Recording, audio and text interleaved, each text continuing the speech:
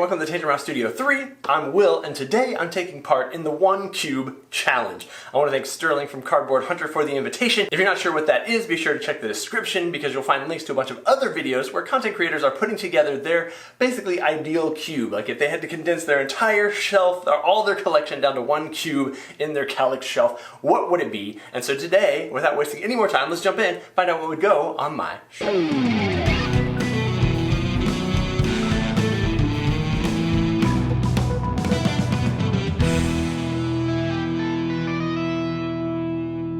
Alright, so I've got 2 Kallaxes full with levels deep of games, and I'm going to try to pick my favorite games to stick into that cube today. Now here's the thing, I actually don't even know, I have a giant stack of games over here. We're going to see how many of them fit. I'm also, unlike most top 10 videos where I would start with like, you know, the number 10 and then I'd get down to the number 1 game, I'm definitely going to make sure that my favorite games make it onto the shelf first because I've got some very limited real estate. And so let's jump in with the first game going into my shelf. If you know me at all, you know that the first game I'm putting in here is Don't Mess with Cthulhu. This is one of my favorite social deduction games, one of my favorite party games, one of my favorite games to teach to other players. I also like to break it by playing with more people than you're supposed to play. You should definitely watch my party game top 10 video if you want to know all about the details of it, but this game is absolutely the first one going on the shelf.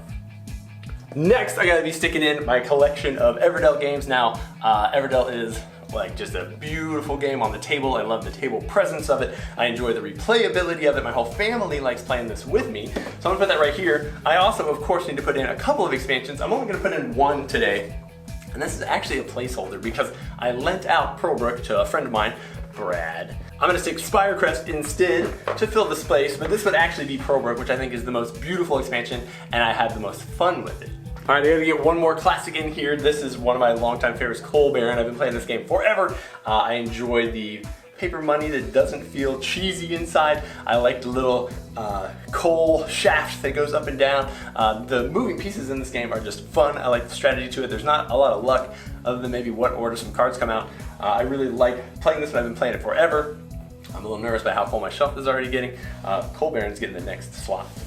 So while a lot of the games on this list are not necessarily my top favorite games of all time, I do want to make sure that all the games that are in here are replayable. I also want to make sure that I have people to play them with. Calico is a fantastic puzzle game where you're going to be playing these little tiles onto your quilt. Super fun. My wife loves beating me at it, let's just be honest. But I actually really enjoy it as well. Even losing this game is a lot of fun. It's a great mind puzzle. And all the games that as I said, that I'm putting onto my shelf are going to be games that I can replay over and over a bunch of times without getting sick of them. I also am looking for games that play relatively quick. I don't want to fill up this entire space with some of my massive games in my collection because A, it'd be one game that would fill up this whole cube, and 2, I want to make sure that I can replay these games with friends, family, games that I enjoy teaching, games that I find it challenging, and so I'm getting really full, but here's the start of my cube. So as you can see, my cube is already full. Let's do a little pushback. That did not buy me nearly as much room as I was hoping it was going to give me. But let's keep stacking. As I mentioned, I'm looking for games that I can play with my wife. One of the games that I very much enjoy playing with my family is Zombie Teens. This is a legacy style game that you can replay over and over and over a bunch. And my kids very much enjoy playing this one with me, which I appreciate. And so I would pick a game, of course, that I can play with them. Are we allowed to hang out? I don't know what the rules are in here. I'm in trouble because I got a bunch more that I was going to try to slide in here. For example, let's stay on the family track for a minute.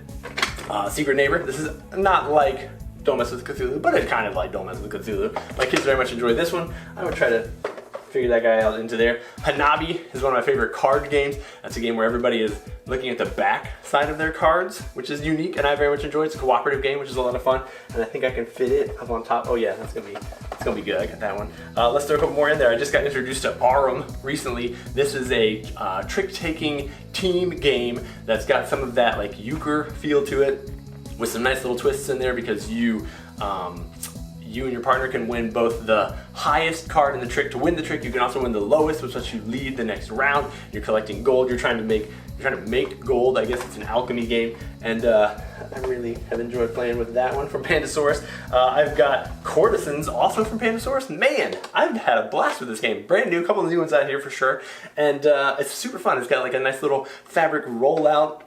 You are trying to gain influence. Multiple players can play this game, and I've really had fun time playing this one. The card art has some of that gold foil on it. I enjoy games with some high production value for sure. Oh, it's too big to fit right there. I don't have enough room. I'm literally having like a crisis at the moment because I have like 4 other games over here that I should have put in first that aren't gonna fit. Ugh. See if we can make it fit. I got Junk Drawer from 20th Century Games. This also has tons of replayability. It's also one that my wife very much enjoys playing with me. The game has you trying to fit stuff into a small cube-like space in order to score points, and it's got interesting mechanics where you kind of want the game to end. This is one of the few, if only, games I played where I want the game to end sooner, so I'll score better, and so I'm pushing for the end every time, and it's just got some really interesting mechanics. I'm down to a tiny rectangle. We might have to rearrange. I got one other great party game from 20th Century Games. Now, I'll tell you honestly, I was kind of struggling between So Clover and Green Team Wins, trying to figure out which one was going to fit in here. So Clover is a super fun word game where everybody's writing words that connect other words on their clover leaf. This is very enjoyable. However, it doesn't play super great with kids. It's a little bit more complicated sometimes for people to understand. It's a really good game. But I'm going to give Green Team Wins my last big slot here. Because it's a great time. Everybody can play it. It's really fun. I've played it over and over thousands of times. I've got a couple other small boxes. Let's try to cram them in there. Oh, Hanami. Man, Pandasaurus is killing it on my shelf, I just realized. This is a great little set collection game where you are trying to collect numbers in order without pushing your luck too much, trying to get the highest possible score. Very much enjoyed that one.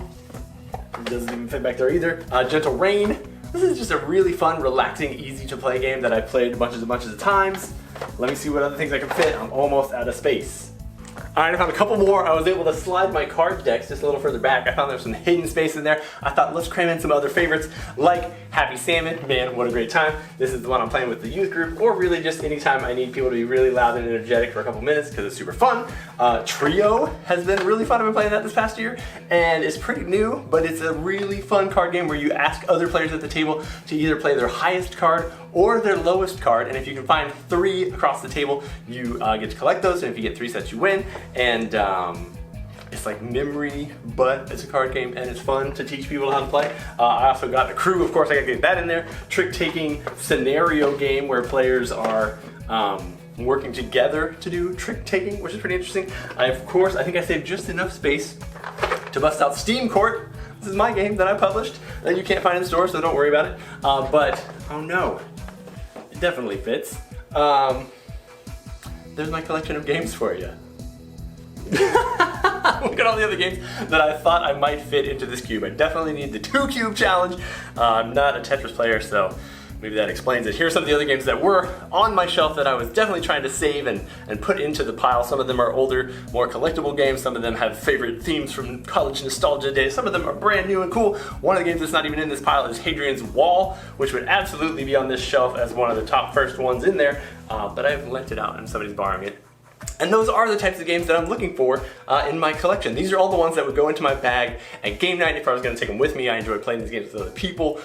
They have just the amount of thinkiness and time commitment that I'm looking for.